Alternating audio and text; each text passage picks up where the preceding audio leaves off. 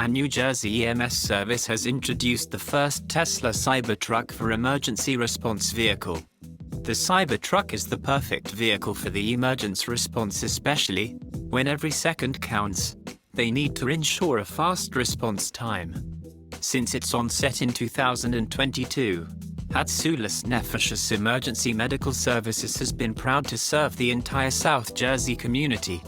The Cybertruck was sponsored in the memory of the 7th of October victims. With state-of-the-art equipments, the Cybertruck is ready to handle any type of emergency situations that call for specialized equipment, including environmental responses, technical extractions.